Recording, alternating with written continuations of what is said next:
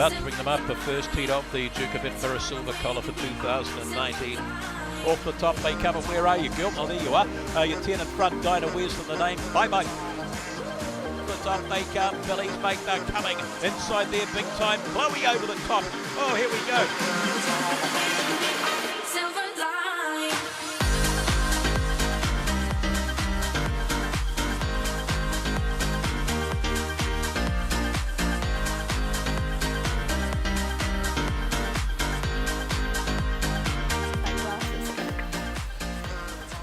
Hello everybody and welcome into DogZone on what is the week of one of our best Group 1 races, the Duke of Edinburgh Silver Collar, taking place on Sunday afternoon out of the Monaco Sports Bowl.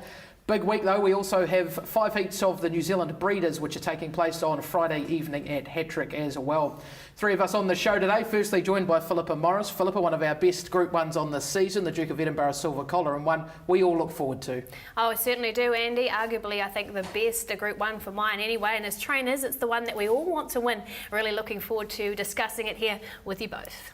Also joined by the man himself, Mr. Mark Rozanowski. Rozzo, we're about to get a little bit of a history lesson here on previous collars. One question, is there one that sticks out more than the, oh God, I don't know? Probably not. That was 2001 Aqua Mouse, my favourite race and commentary of all time, and we've heard it from Peter Reilly. He's called a few of them. This is going to be the 49th collar. It'll be Peter's 47th call. The year before, I owned a dog that was 4 lengths in front just before the point of the turn and got run down, so I remember that one too in 2000. That was a John Good victory as well with Aqua Rat. That'll be in the mind forever. Mouse. It is in the mind forever, I'm afraid, burning there. The story of the collar goes back to 1970 when Prince Philip, the Duke of Edinburgh, who's still alive, he's 98 I think at the end of this week. He was here in New Zealand and the Auckland Greyhound Racing Club presented him with a greyhound which he agreed to race as long as it stayed in New Zealand and the money went to the Duke of Edinburgh award scheme. The dog was called Royal Commission. In 1971, Auckland wanted to present a trophy in his name, and they asked him if that was okay, and he said, I'll go one better than that. I'm not sure if he actually said those words, but he got a trophy made by Bravingtons in London, the Duke of Edinburgh Silver Collar that we have today. It was run for the first time in 1971 at Kumeu. It was won by Sandy Shane. Would you believe it, to complete this story, Royal Commission, the Duke of Edinburgh's dog, won the second running in 1972, trained by Major John Blakely. It's a race with great history. And that collar comes out once a year and gets put around the neck of the greyhound, winning greyhound, and then it goes back to the bank vault and you get to take away a miniature. Talking about the 2019 collar, let's have a bo peep at the field. We have a very warm priced favourite in the form of Dinah Where's for Craig Roberts. She comes up $1.60. Philippa, box 5. First thoughts, box 5, but she's actually drawn to get room early with no pace around her. Yeah, that's right. Box 5, I don't think it's going to be too much of a concern for her. I like the fact that Billy's Bake is drawn inside as well. It's probably the only other dog that's got a bit of early pace, guys. I think she's still going to be too fast and should be running away from them early. Rozzo, a hard race to try and bet into, obviously, with Wesleyan looking head and shoulders above them as long as she does things right. Is there any potential value in there anywhere? I think the only way you can be happy about the market is that if you back Dinah Wesleyan at 220 futures, then you're feeling okay about now. I think she's... Did you? No. I did, no. Good. The $1.60 now, well, I don't think the bookies can do anything else, can they? If there's to be some value as we discuss this, Andy, I'm thinking maybe it's in the top 3 market, and I'm thinking maybe it's Classy Witch, because initially I was going to leave her out, and then I'm thinking, hang on a minute, she's actually the 3rd fastest qualifier. That's the bottom line, because one heat was much faster, significantly faster than the other. And that could be critical in that Classy Witch might be being overlooked as the rank outsider in the field, when actually she has been the 3rd fastest qualifier here. Potentially the biggest bow in her arrow is early speed to Dinah Wesleyan. Let's have a look at the speed map for it. She should be making her way to the lead. Rozzo, the other one with early pace, obviously is Billy's Bake, but what we've seen from Wesleyan her last 2 starts, including a track record run at Addington, is pace that would be competitive with Class 5 sprinters. Well, that's right. And then the fact that she can then go another lap, and although her run home sectional was, I think, the 6th best of the finalists. It's still actually good enough. But that early speed is key. It's critical in any race. I think it's foolish to think that because it's a distance race that box draws don't matter. We saw on the heats dogs like Ebby Ripper get back, try and pick their way through. Rip and Sam only just qualified, also trying to pick his way through. You still have issues in distance races and you can't really afford that. Dinah Wesland takes all of that bad luck out of the equation the way she's racing at the moment, and she should do it again.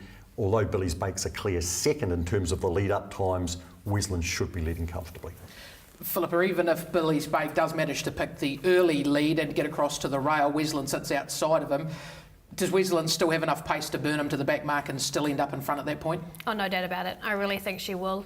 I still can't see him actually leading her, but if he does, I can see her swooping around. And I think that's why I love that she's drawn 5 guys instead of being, you know, inside of him. And I wasn't really happy with how he finished off his race either. So the only thing with mine that I hope he doesn't, you know, kind of take her on too early, and maybe, you know, she was a slight little bit weak at the end there. That's the only query for me, but no, she's going to be too good. Obviously, an important part of a staying contest is the closing sectional as well. And Wesland, although not the strongest, Rozzo was still strong enough. Van de Gambo made late ground though, got home in around a 16 flat, which is pretty good, and comes up with the red rug, which will certainly help his case. Yes, well, he found the line nicely and he becomes a very clear second favourite as the market has him. 16 flat for the run home. There was only one faster in the heats, and that was Ebby Ripper, and she hasn't made it. 15.98 with her. But Shooters Hill was home in a 16.02. Philippa, and I know you're certainly keen on him. 16.28 for Wesland, though, although it's down the order and only ahead of a couple who have made the final, it's still solid. It's not like she's gasping for air. If she can back up, and she has before in races like the T McDonald, then she should be all right. And she should be so far in front. I think what we're mapping is she puts so much into it early, because she is still strong enough to hold on. She's not weak. I just think she'll have too much of a gap that they still won't be able to get her know how strong they are at the end. It's now time to pick apart the Duke of Edinburgh Silver Collar runner by runner. We'll start things off with box number 1, the Australian Raider in Van de Gambo, who was an impressive second in behind Wesland, running home in 16 flat, comes up with the red rug. We'll take you back to have a look at that heat as well. Rozzo, an impressive way to open up his New Zealand account, getting home late in the piece, and gee, if he can stay handy on the fence, he's got to be a big hope of running second. Probably about as good as you could hope for, wasn't it? I mean, with Jerry O'Keefe bringing 2 dogs over and having brought Ring the Bell to win the first of his Duke of Edinburgh Silver Collars a couple of years ago, we thought, well, if Jerry's bringing these dogs over, then they've got to have some sort of chance. But of course, this dog hasn't actually won a distance race. He has run a couple of placings at the Meadows over the 725. So I think what we go on here, Philippa, very much is the run from Sunday, and what that said is a dog who can follow speed, who can continue to find the line. Fastest run home section, as we said before, gets box number 1, can follow them around, and it's actually quite hard to see that he wouldn't feature in the finish somehow. Yeah, well, I think if you have a look at him here, he was in the 5. Now, he did really have to use his brain and pick his way through the race. I don't actually think the middle draw was too much of a concern. I definitely think he should be running second and behind Wesland because of that run-home section. What do you guys think about the draw? We said earlier sometimes draws do matter. I do worry that he is so slow away early. There's a couple of dogs that may be in his way. He's going to need a little bit of luck, I still think, to pick his way through. I think his kennel mate could be the biggest problem to him in Billy's Bake. I think he gets a little bit of room early from Classy Witch, who doesn't exactly paint the rails, so that'll help him in the first couple of strides, Rozzo. Yeah, it will. And look, who knows? He actually might be lolling around in a position that makes us have heart and mouth for Dinah Wesland, potentially. I think that would make a great contest. Certainly we're going to have James Vandermaat, the owner of this dog and breeder, on soon, and we've got to know James reasonably well. He came out for Commentators' Day, and he said that day, Andy, a couple of dogs coming over for Jerry O'Keefe that he's been involved with, and yeah, they look the right sort of dog for the 779 collar. Look, there are dogs from all different walks of life here that have made the final. You look at Dinah Wesland, Big Time Chloe, for example. But if Van de Gambo does win this race, and he hasn't won a distance race in Australia yet, they could be bringing dogs from the bush for next year's Silver Collar. We'll have dogs coming from Capalabar who've just won a maiden over 350. Well, as long as they run the journey, they might want to consult Jerry O'Keefe first and say, hey, have we got actually a dog that might back up over 779 2 weeks in a row? This dog certainly looks like he What are you saying about the class of our dogs, though, guys? Well, the thing is, like, Dinah Wesland stands out in terms of her class and ability. Big Time Chloe's never actually won a middle distance race. That's kind of why I like the race so much, because it's 779 metres. It's unique. No other race as far as this in New Zealand. There used to be, but there isn't now, and they back up 7 days later. So there aren't actually many that can even contemplate it. So I'm not saying it's a knock on the race necessarily, but it really is the riches and rags kind of stayers here, with Dinah Wesleyan, who's got serious credentials, and others who could actually rip off a silver collar, and it might be their first ever distance win. No anxiety, hasn't won a race over distance, and nor is Van der Gambo. Well, I think it's because you have to do the 779. It is the hardest staying race. We used to have a dog that we dreamed of winning the collar because she could run all day. I wanted 900 metres. So it is that race, and there's a couple of dogs in here that want that. Exactly, and a man who knows how to train a silver collar winner is Jerry O'Keefe. Ben Rogers was at Auckland on Sunday. He caught up with Jerry after the heat, and here's what he thought of Van der Gambo. Top run, really happy. Slowly out of the boxes, weaved his way through the field. I was giving him instructions as they were going down the back as to whether to go inside or outside.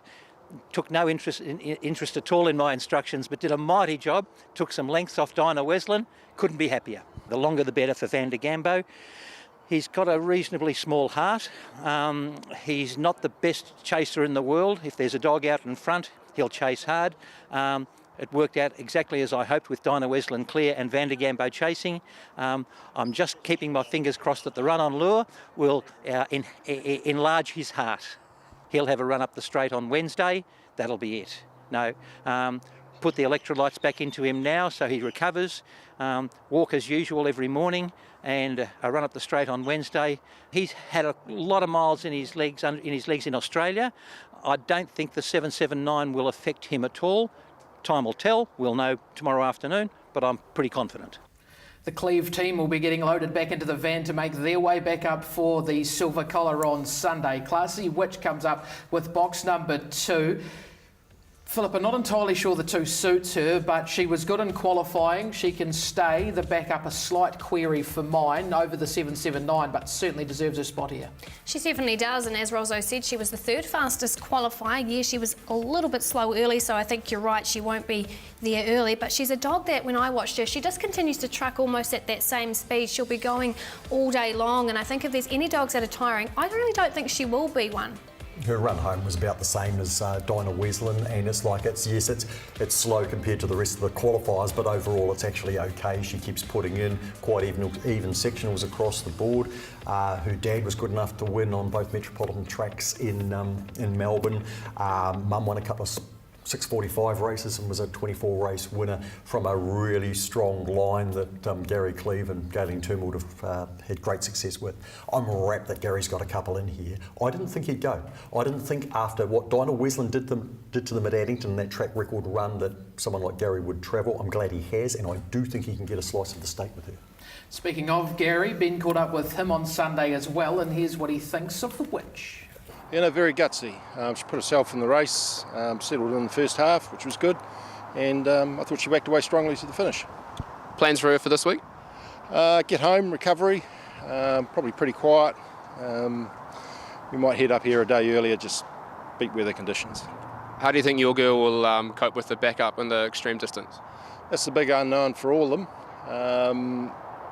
She's a pretty good worker at home, so I'm pretty confident she'll handle it. The second of the Jerry O'Keefe runners comes up with box number 3. It is Billy's Bake. Has some early speed that we did see from him in his heat. Rosso, not the same pace we saw from Wesleyan, but he was comfortably the 2nd fastest through the sprint journey, and the one greyhound who can give her something to think about early. Yeah, he was 1864 compared to her 1847. Putting himself forward obviously keeps him out of trouble. We're concerned about how he might find the line. We were before the heat, and obviously he got run over by Big Time Chloe. And a reminder too that the first 4 went faster in the other heat, and the 5th dog went as fast as the winner of that 2nd heat. So I think that's a concern from Billy's Bake's perspective. We'll have a look at the run here where he finds the lead and just closes up late. He has to back up, of course. He's won $160,000. He's a pretty serious animal, this dog. He's been able to back up week to week at Angle Park. He's won a Group 3 at Wentworth Park. He ran 4th in the Association Cup in 2018. Rip and Sam was 2nd in that. Evie Ripper was 3rd and he was 4th. He's that sort of dog. He's sort of at the back end of his career. Philip, the key question is, isn't it? Can he, if he, say, takes a sit behind Dinah Wesleyan, which is what's meant to happen, reserve a little bit in the tank, maybe find the line well enough to at least get some of the minor money. I think that's going to be the key. I wouldn't want to see him with her matching motors at the start because I think he'll burn himself out. He did this here and we see her get over the top. So you'd want him to have to be right behind her, a little bit of trouble to hold on for minors, I think, because if there's strong dogs coming at the end, I think what he showed here for mine, there's going to be a couple of dogs that are going to run over the top. The 779 might just be too long for him. And I do question the fact that he's had plenty of 700 metre races at Angle Park. He's travelled over here. Will that flatten him? He's had a 779, he's had all of these racing. Will it make the dog ultra fit or will it make him flat? Yeah, certainly a concern around the 779 metre journey with him. Let's head to Jerry O'Keefe and see what he thinks of Billy's bake. Exactly what I hoped he'd do. He trialled ordinarily here last Sunday, but he learnt from that experience. I didn't think there was a lot of speed inside him and I expected him to lead. He's not a really strong dog. I thought he'd be looking for the greyhound stretcher at the 5:27 boxes the second time round. Wonderful trier, really plugs on hard, got a heart bigger than himself. Proud of the dog. If there's trouble behind, if he begins well next week and there's trouble behind him, he could lead clearly. Or he could chase Dinah Wesleyan. Irrespective, he's in the final, that'll be great. For him, I'd really prefer an inside draw, 1, 2, 3. That would be great for him. He's the one I'm going to keep a closer eye on to see how he recovers. He gives everything in his races, so I'll be keeping a close eye on him. Electrolytes again, of course, a run up the straight on Wednesday, but I expect, because he's had for the last 10 weeks a 731 metre race at Angle Park, I expect him to recover as well as any, so we'll keep our fingers crossed. Mark Goodyear will traipse back up to Auckland with big time Chloe, who of course was the upset in the heats at 76-1, getting over top of Billy's bake. Philippa, it's no surprise to see this greyhound make the final. Slight surprise to see her win it, but no surprise to see her in the final, and she is a place chance in it. Oh, she definitely is. I won't tell you what came out of my mouth when I seen her go past, and she paid $70-something. But there was a race, Rosso, that we have seen at the Manawatu not that long ago, Rip and Sam won, where she was flying to the line. I think this is a dog we were talking about that wants extra and extra distance, and she'll keep on trucking, and she'll be there at the finish. Yeah, that first 720 metre race there, where she finished 4th of 5, but she blew past Taylor soon after the line, and then by the lure, she was with Rip and Sam and Ebby Ripper, had 779 stamped all over it. We talked about that post-race on air. I'm kicking myself for not backing her top 3. Andy put her in 4th. I've actually got you can see that there, where I've actually changed my number. I've put her down for 4th and then written over the top of that. That was more the fool me. But what an extraordinary story. She's won one 6:45 metre race at Hat-Trick in August. Her other 4 wins, or is it 3? 4, have been sprints, 3 on 3:05, 1 3:75 in early 2018. Out of Pink Sock, who won over 650 metres at Cambridge. But she's always looked like that grind, not do too much early, get over the top. I'm like you, Andy, didn't think she would win that heat, but when you weigh up what she'd done at Palmerston North, she closes up 60-1 fixed. Corborn Taylor, who she blew past at Palmy, closes up at $5. So you could say she was monster overs, but still, I didn't back her. And I'm still kicking myself. And how good is it for the Littles people, though? I love these stories where Mark Goodyear, he's got a small team. This is a dream for him, Andy, and you know what it's like. You're a trainer yourself. How good would it be to have a dog in the final? Small team, and he hasn't been in it long either, has he? No. Not in New Zealand. I mean, No. he's got a history in England. And this is one that he picked up off the coal kennels. But of course he's bred a litter that's doing quite well, and that he tries over the 6:45 as well. In fact, they go up and down the distances. And one of them won over a sprint, middle distance and distance in consecutive races, which is just an outstanding achievement. So, oh man, what a day Sunday's going to be for Mark and Nicola Goodyear. Let's head to Mark now and see what he thinks about his charge coming into Sunday. Surprise, I think, is the first thing. We knew she had it in her, but it's the first time she's done the complete thing in the whole race. Quicker earlier, which was the key for her today. She won't be doing too much. She'll just have the normal run around in the paddock and, a couple of walks during the week just to keep her mind interested. And she's no bother at home. She I just let her do whatever she wants really, unless I'm working her in some way. And yeah, she's quite a character at home. She likes the rail. I'd like to see her as close to the rail as possible. Yeah, anything from 4 inwards would be good for her. Yeah, if she gets an outside draw, it makes it that much harder for her to get to the rail.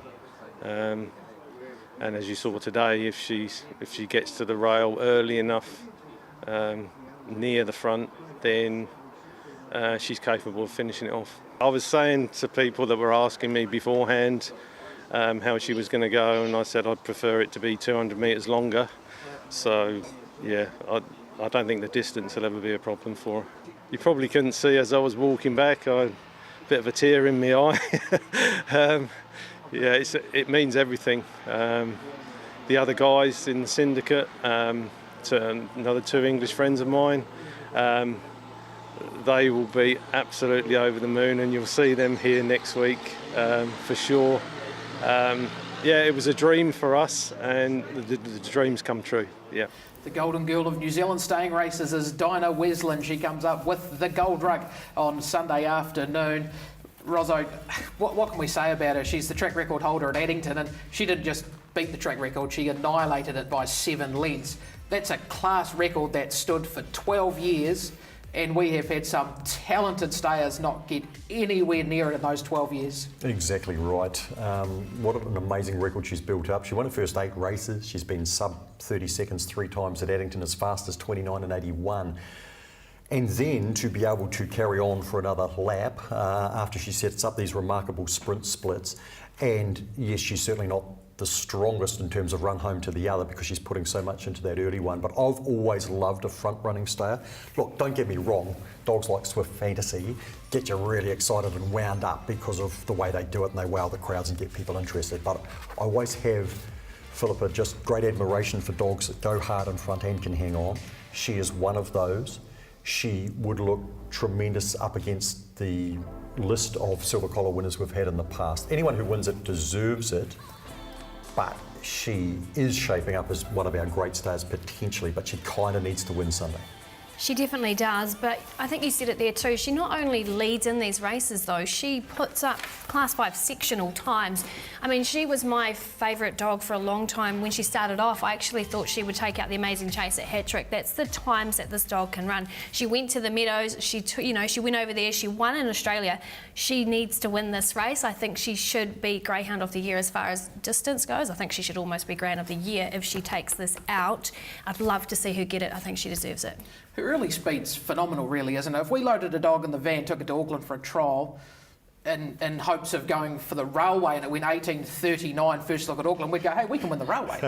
Yeah, well, that's right. A very good student of greyhound racing, Vaughan Clark, who now lives in Australia but races dogs here still, he sort of sent me a tongue-in-cheek text after what happened there at Addington and said, Craig Roberts has got a decision to make come New Zealand Cup night. Does he line up in the New Zealand Cup because it's the richest race in the country? Does he line up in the Sockburn Cup because it's a gimme for the distance dogs? Or does he take the soft option and go for the Group 1 Galaxy Sprint? And it'd be half a chance too at the time she could run. 17:06, she's gone faster than She's a Ripper on the night. That's right. Unbelievable. Let's head to Craig Roberts and see what he thought of his Golden Girl, Dinah Wesland, after the heat. Yeah, look, I was really happy with it. It's a long way to go, and I'm not sure if she was getting tired or the other dog was just running on really well, but look, she will improve from that. It's a long way to go, and they've got to do it twice in a week, so I think she's the type of bitch that will take benefit out of the run, whereas some it would flatten them, and that's one of the reasons why I didn't bring Avenger Bale or Dinah Dave up, because it's just such a tough run. We'll get her home as fast as we can, booked on the overnight boat, so hopefully she'll be home Monday lunchtime, and we'll just work on her from there during the week, but she will have a gallop during the week. Probably leave about 4 o'clock Saturday morning, and I'll stop at Matt's and probably come up from Matt's for early hours Sunday morning. She runs sectionals of C5 500 dogs and even C5 sprinters, as we saw last week when she won at Addington, went 17:06. So I don't think it really matters where she draws, but I would definitely like to see her out in front. Oh, look, like I say, it's a long way to run twice in a week, and really the whole field are dangers. It just depends on how they all come through the race, and I think the biggest danger to her is probably not leading. I never get overly confident about anything to do in greyhound racing because there's no such thing as a certainty, and there's 8 dogs going around the track at one time and anything can happen. But look, she seems to have pulled up good. She's happy in herself at this stage, and as I say, hopefully as long as it hasn't flattened her, she's got a very, very good chance in the final. Box number 7 comes up, box number 6 comes up for Shooters Hill. Sam Lizelle preparing this runner. Philippa, this one you're a little bit keen on. You think he can run into a placing. He was strong late, home in 16:02, second fastest behind Van de Gambo, and the wide draw will do him no worries. Yeah, I love where he's drawn. That's why I've put him in for third. Yes, he's going to be slow early, 19:46. I mean, geez, that's a Class O maiden, you know. He's a second behind Wesley. Very, very, very slow early. But I think being on that outside draw, it's going to suit the dog. He wants more and more distance. He's going to be running home. Look at his run home time, 16:02. Not much slower than Van de Gambo, who we've got in for second. I think if he can swoop around them and just continue to keep on trucking, you'll see him right there on the line and hopefully putting his nose in for third. Be a wonderful story too, wouldn't it? Of course, Sam Lizelle, Max Matthews' grandson. It would be just lovely to see them get the job done. I would. Max won the race in 1995 with Cutie's sister, and Max passing away recently. I'm just so pleased for Sam. You know, he's got the pedigree, hasn't he, to train a big race winner, and here he gets his opportunity with a dog who, like, right from the time he started in New Zealand, he's looked like this has sort of been his go. Slight concern maybe about backup. That would be my one concern. Does that bother you at all? Just on a couple of runs that he has put in the past, but I'm hoping not. It'd be fantastic for him to be in the finish. No, I do agree with you there. That's the only thing where I was kind of like, oh, do I not? Because he doesn't seem to back up that well, and it is 779. Let's just hope that, you know, Sam can pull out the magic and maybe he can deliver. Speaking of Sam, let's head to him after the heat and see what he thought of his run. Stoked. He was last pretty much the whole way into the last 150, and then he really powered home strongly. How do you think he's going to handle backing up into 779 2 weeks in a row? I don't know, he might struggle because he has struggled in the past before, so fingers crossed he's all good. Yeah, about 6 months we've been waiting for this race, been real excited for this race, and yeah, we're in it. It's been my dream race since I was a little boy, and I've got one in there now, and yeah, hopefully we can win it. You can hear the emotion in his voice there, can't you? It would obviously mean the world to him if he could get the job done come Sunday. I would. There are so many good stories waiting to be told here. If Dinah Wesleyan wins, but if she gets beaten as well, every single dog has a story here, and it's just a question of whether, which angle we take come at the end of 779 metres. There's going to be some emotional people. Box number 7 for the second of the Crafty Cleve trained runners and no anxiety. The wide draw, no problem for her. The 779, no issue. Rozzo, the backup, no issue. There's a lot of ticks in her boxes, but she lacks early pace and she's probably looking for 1,779 metres. I know the night that Philippa and I worked on the Super 6 at Addington, and we saw her run home in a 6:45 metre race there, and we're thinking sort of 779 silver collar then and there. You still need a bit of an engine to win. Won a Class 1 recently, 520 metres in a 31:36. Certainly lacking that bit of pace, but as you say, we'll keep going. Out of No Revenge, who won the Kingston Cup in 2013, and No Anxiety's Grandam Blue Fern ran 5th in the race in the collar in 2005, but might be stretching a very long bow there, I think, Philip. I think so. I agree. I love to see that Gary Cleve has a dog in this. He's always got distance runners. He's always putting them in 600 metres, you know, always with maidens. So it's great to see it in the field. I can't say that it's slow early because I like Shooters Hill 1946. We've got 1917. I think it's another dog that's just going to be trucking home. I've left it out because I just think there's going to be too many dogs like Wesleyan that early, and I just think Shooters Hill's still going to run past it at the end, so I've just left her out. But good to see it in there, you know, and you never know. You don't know. It's a 779 metre race. It's the collar. Anything can happen. Let's head to the man himself, Crafty Cleve, and see what he thinks around this one. No Anxiety. Yep, very happy to make the 8. Racing style doesn't sort of equate well for these sort of races, but she's in the final and anything can happen. So she made ground strongly from the back and run past some good dogs, so very pleased for her. She's probably the youngest in the field. Another in that classy witch category of being a good worker at home, so she'll just take it easy and do light work and be the travel mate for classy witch. Draws won't really worry her. She sort of hasn't got the box speed to go early. but if she has a good draw, it means someone else hasn't got one. So, yeah. Box number 8 for Ripon Sam, a greyhound who come over with a big race history in Australia, a greyhound who has been there and done that, Philippa. Gee, slightly disappointing in the heat though, looked a little bit flat, but be no surprise to see him improve and get some of this.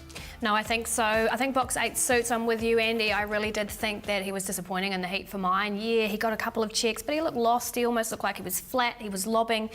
Maybe box 2 didn't suit him. Here he is winning at the Manawatu. He was slow away off box number 4, and we'll see him just get Evie Ripper, who of course missed out making the final. But I think box 8 will suit him. We see Angela Turnbull. She knows how to get dogs right for these Group 1 finals, and I can see the dog maybe being slow away. It's another that is probably he'll be able to get his, spot in the race early, Rosso, and I think in that we know how good he is. Probably not as good as what he was before his injury, but I still think he's good enough to be in it. I'm glad we arrowed big time Chloe in that as well, because Yeah, that's to get the dog in the pink out rug. the back, but she's going pretty well after the line to the lure. I'm not sure how far we play this, but anyway, as you say, that's Ripon Sam moving up to Evie Ripper.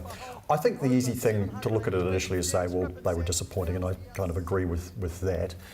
With Evie Ripper, she's missed out on the final. She's run home in 15.98, and we're marvelling at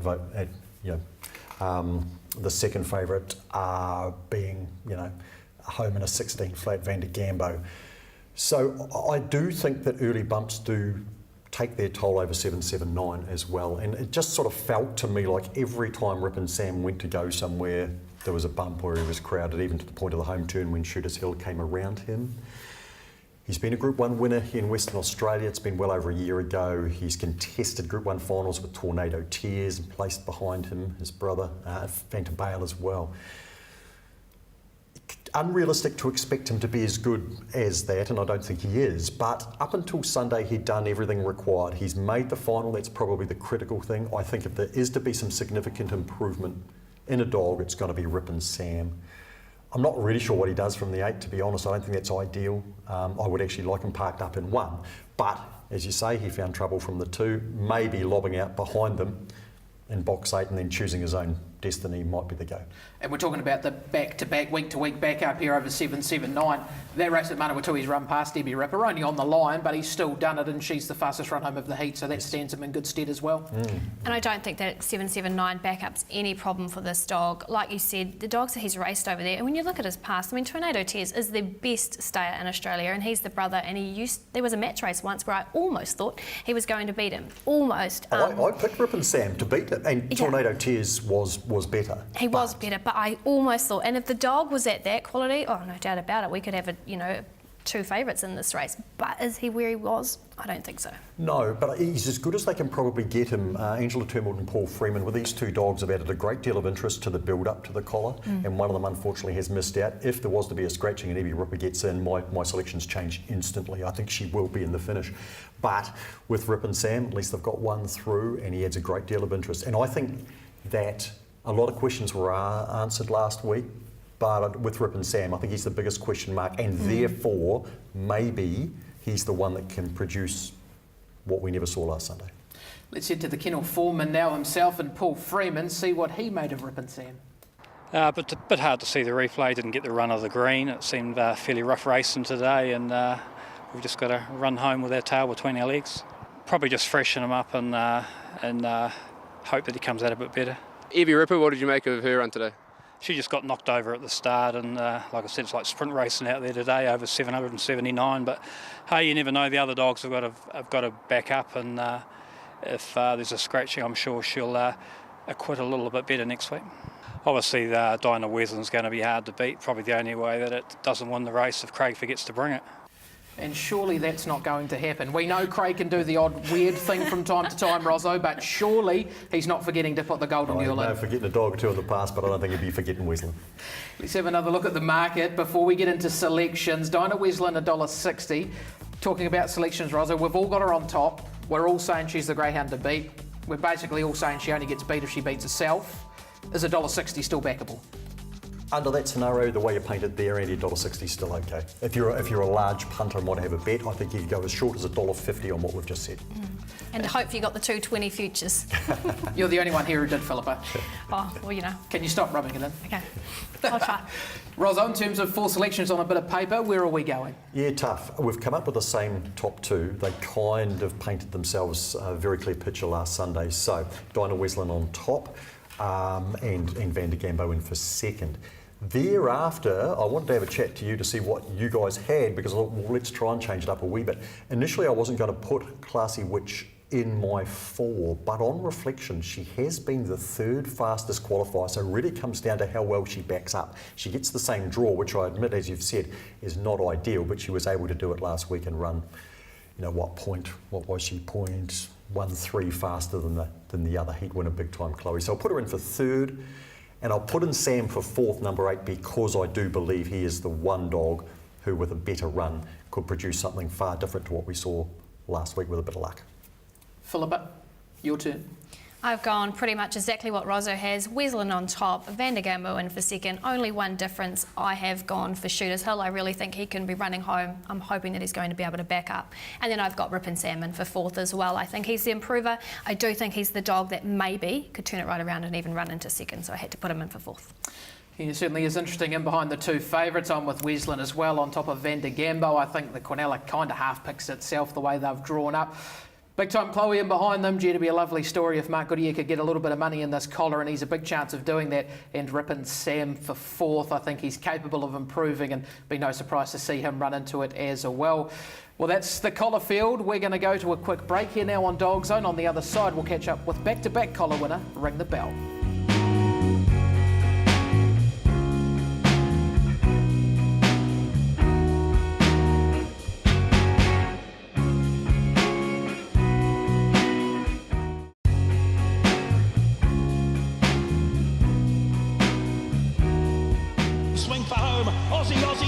Ring the Bell kicks, he gets away nicely. They come, Dusty Gambler out wide, Ring the Bell, boom boom, he's home. Ring the Bell, Dusty Gambler, Christiane Sidewalk. He was always going to be a great pet. Didn't matter, I don't think it mattered who he went to, he was always going to be a great pet because it was just in his nature. Well, I mean, you don't look at it.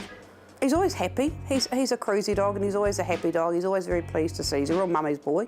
It's like a bit like having a teenager in the house at times. And the only thing we have had is he has chewed 3 pairs of my race boots. But apart from that, we're doing okay. Quest, I've still got, she's the boss of the house. So if he's playing with a toy and then he decides he's going to get another one, she will steal it and take it to the bed. And he goes, oh, but he won't take it from her. He will wait till she comes off the bed, then he'll go and retrieve the toy. So he kind of knows the pecking order is in the house as she is number 1, he's 2. In my front section, there is a tree sort of to one side, and around it was a circular buxus hedge, which Disco then decided that would actually make a really good track to run around. But he's very gentle. Considering he was such a hard chaser, he's an extremely gentle dog. If you saw him at the track, you just go up and give him a big pat and you go, okay, cool, you know. But once he got on that track and came out of those boxes, it was business. And then the moment that was over, he was just cruising again. I suppose seeing Jerry's going to be quite a big thing. We're going to see him again on Sunday and he will be leading the collar out, so I'm looking forward to see that because they don't forget. So be looking forward to seeing how he reacts again.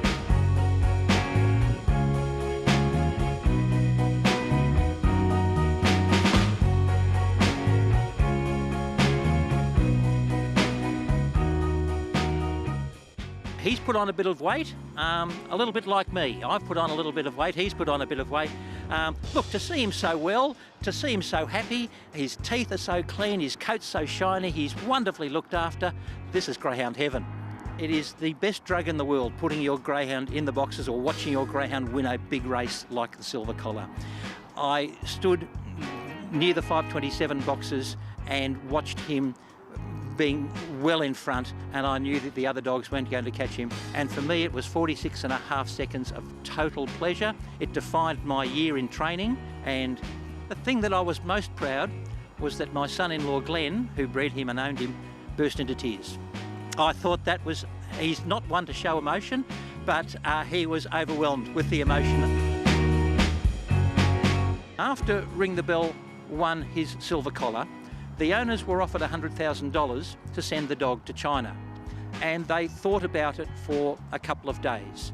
And my son-in-law's brother, Grant Pask, put his foot down and said, I couldn't sleep at night if we didn't know this dog wasn't being looked after for all that he's done for us. And I thought that was a wonderful decision.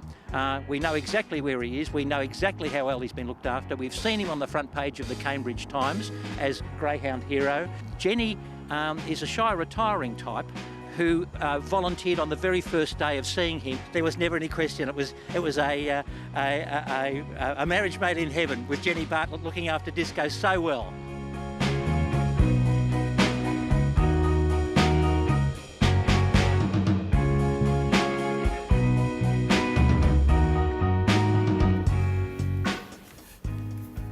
Always good to see greyhounds in their life after racing, and Ring the Bell, he was super on the track. And Philip Rees fell on his feet as pet life. That couch has had a little bit of cash on it. Some really superstar stayers. Jenny, obviously not a fan of maiden sprinters.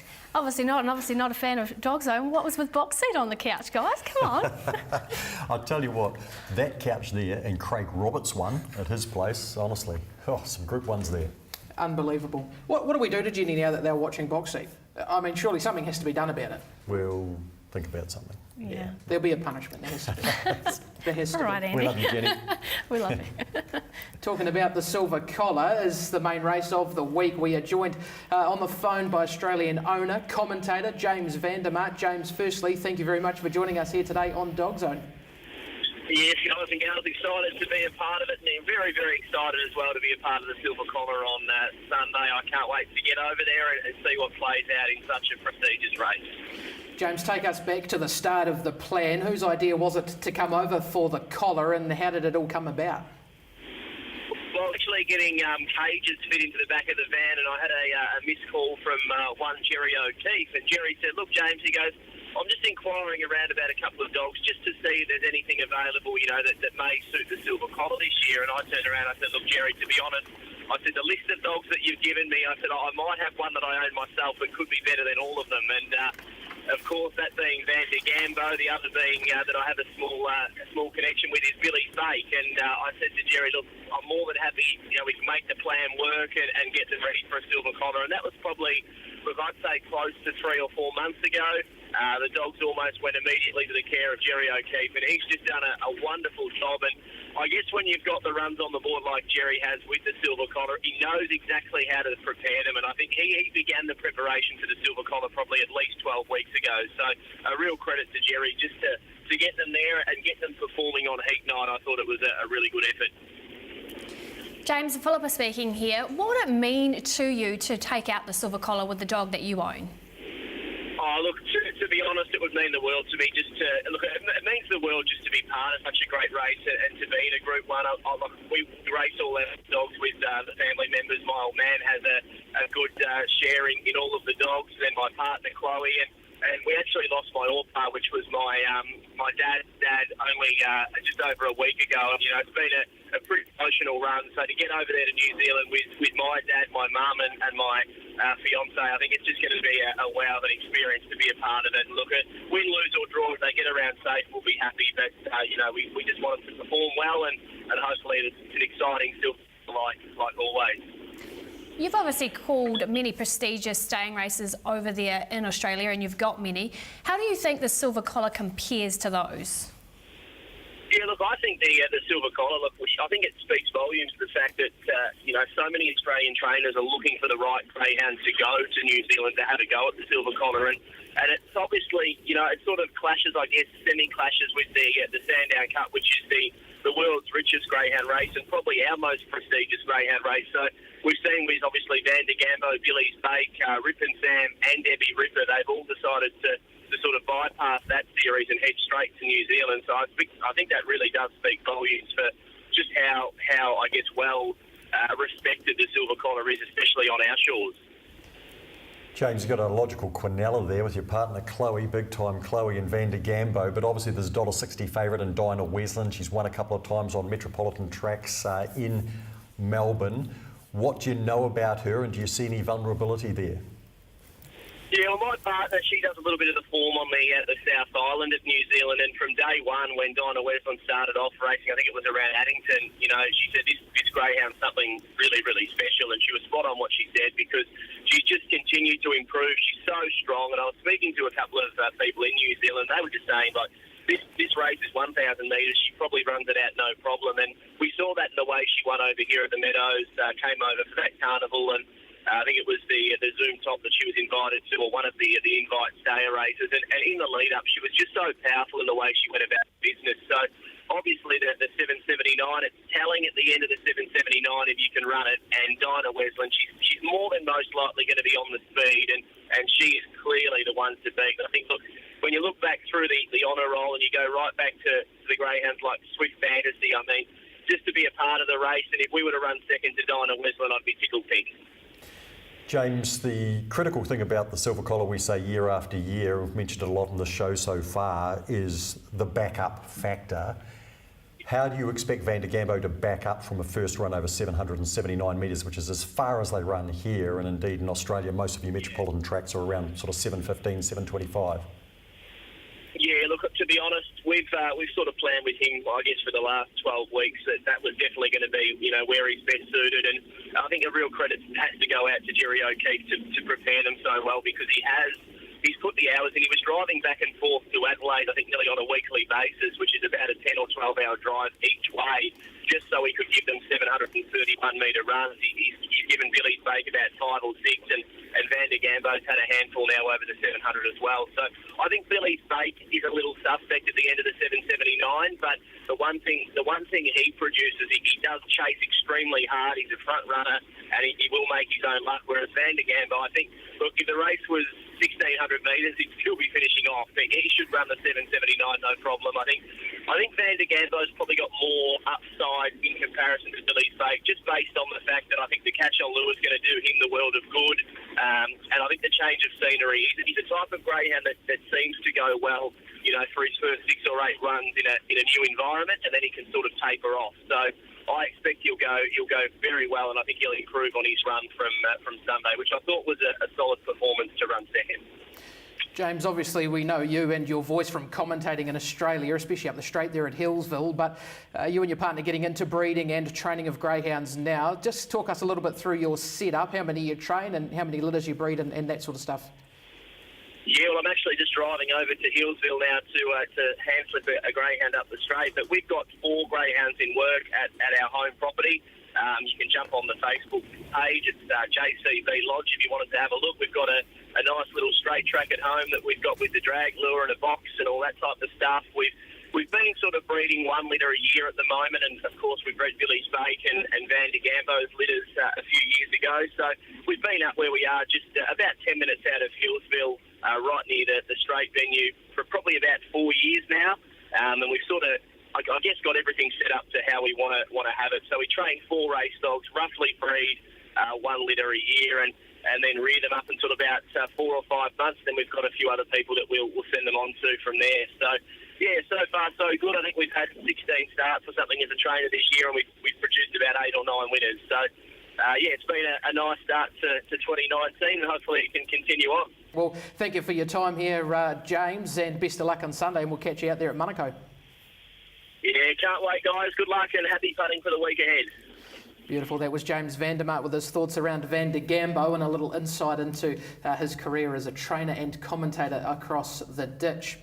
Talking about Monaco on Sunday, as well as the silver collar heats, we also had the running of the Auckland Derby, taken out by Tian Yu. We're looking for the dog in the gold rug here of box number 5. Rosso, really good this. Tian Yu first, Gal third, both owned and bred by Mark Lynn, trained by the Feral, so a really good result for the smaller breeders. Indeed, a really rough race. We'll talk more about that in a moment, but yes, absolutely. By Dream Collector, a lot of people's favourite greyhound, one of their faves when he was running with the style that he had as well, and good to see him siring winners, and a very good winner like this. I mean, 11 race winner now and in the mid 30,000 range here. First and third in a race like this is a very good effort. Well done to Glennis, and of course to Mark Lynn, who's had wonderful time over the past few years with greyhounds that he's bred. Going to the first being Dandy, was very strong on M Grand Park here, threw it out on the show last week, dog 2. He was pretty stiff. He got jammed up there in the Look, every dog got affected to some extent in that particular race, but his effort to get up for second was very good. Solid effort by his brother there, Gal getting into third as well. Strong type, and we'll see him over a little bit of ground, I would imagine, as well. Yeah, no, look, there's really good races, aren't there, for strong New Zealand bred dogs, and we're going to talk about the New Zealand Breeders' Stakes soon, and that's the obvious, but there's the racing series, and for dogs that can run 520 metres or more, there's a real opportunity if you can breed them yourself these days. We're going to head to a quick break here now on DogZone. On the other side, we'll head to Hattrick Friday evening and the running of the New Zealand Breeders' Heats.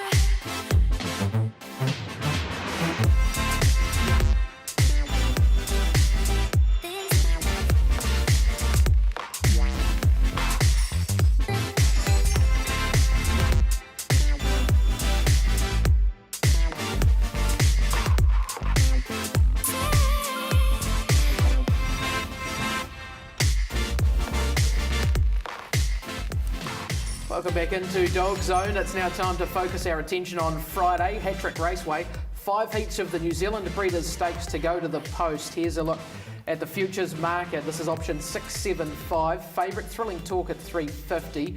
Big Time Shadow in the market at 750. Rozzo probably deserves to be favourite on what he's done in recent starts, but G350 off the 7, he's got a job in front of him. He has. He's drawn wide, which is going to be tough for him. 5 winners, 3 faster seconds. It becomes a bit cutthroat once you get above 4 heats. Big Time Shadow looks skinny to me, even though he's been brilliant this time in. And the two that sort of piqued my interest there, Andy and Philippa, are Big Time Rocco and Big Time Rod at $10, purely because I think they're drawn to make the final. And once they're in there, then obviously $10 starts to look good. Whereas if you back Thrilling Talk 350, you could be holding your breath first bend. Yeah, a little bit skinny for mine. Definitely off box number 7. He's a dog that needs the rail, and like you said, 5 heats, you've got to either be win or the fastest second. We'll give you a look at Thrilling Talk first. This is him winning at Group 1 level. Now, he's the dog in the white rug of box number 3. You also need to have a look at the dog in the red rug. That's Big Time Rod.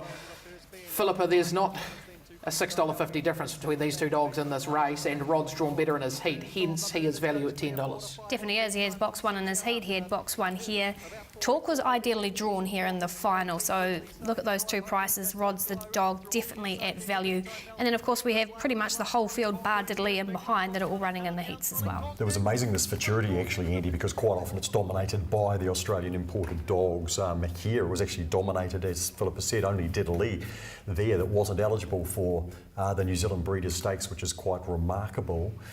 But here, you're quite right there. There was not much between them at the line. Thrilling Talk had to do absolutely everything right there and did. Having a look at Big Time Brody here in the blue rug. Philippa, Brody went through a spell of about 6 weeks there where 410 metres he was excellent, 520 he was fading out, even though earlier in his career he'd run a couple of pretty solid times. But this win gave us a bit more encouragement that he's peaking at the right time for the series.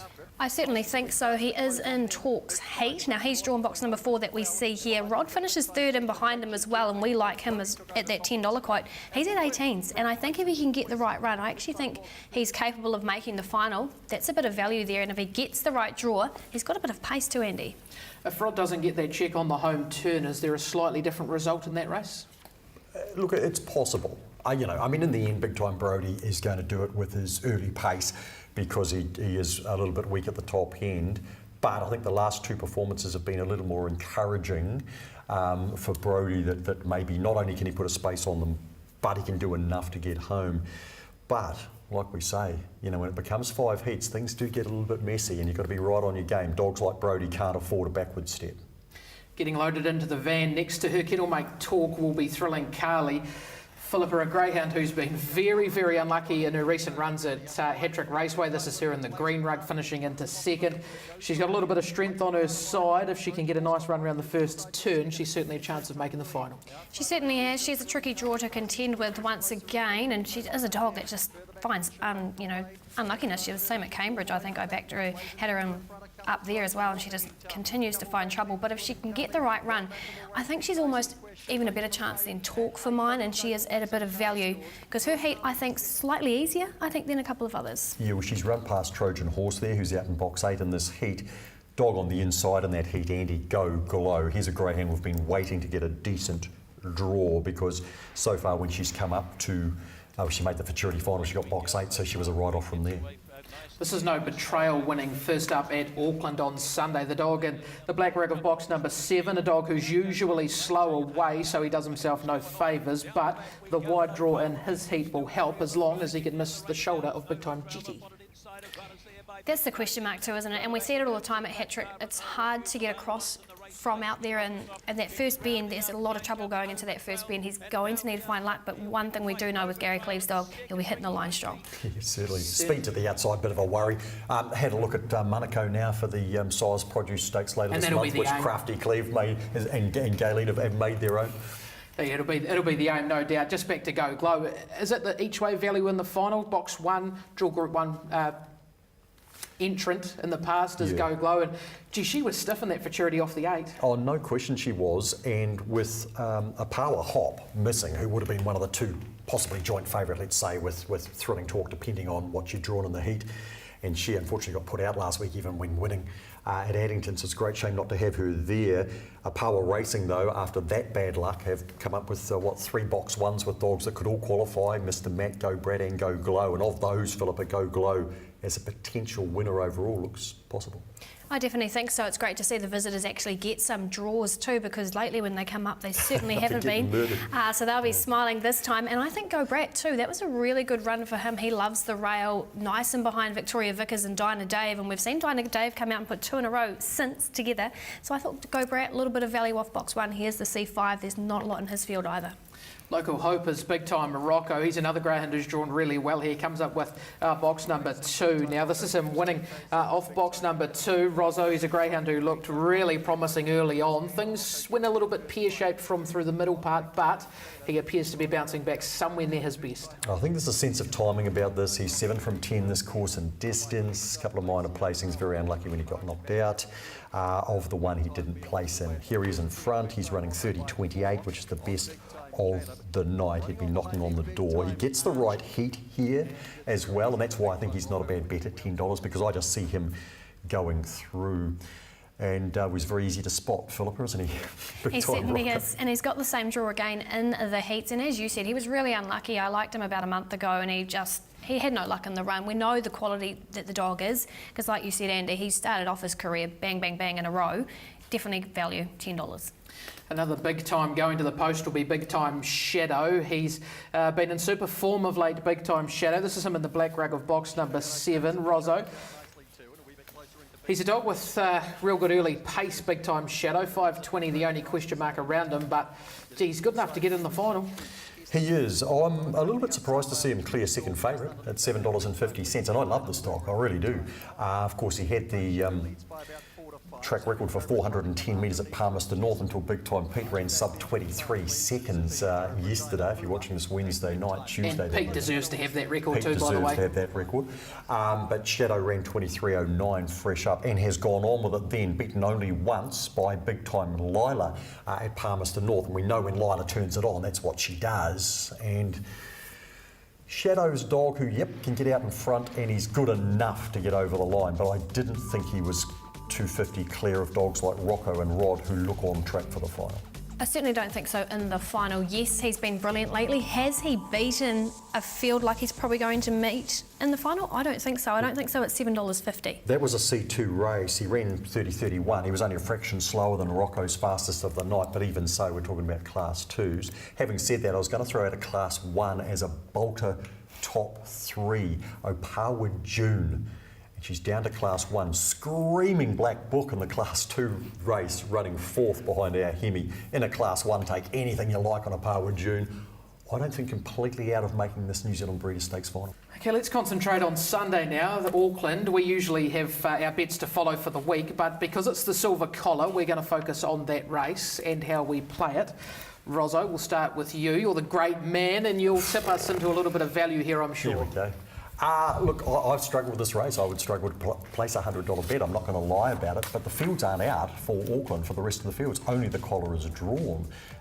We have to do something about that. Just because there's a public holiday on Monday, I won't get started on that. We'll be here for 45 minutes if we start. $50 top 3. I've decided to put her in because I think she shouldn't be the rank outsider. She's the third fastest qualifier, so $4 top 3. I think that's worth a look.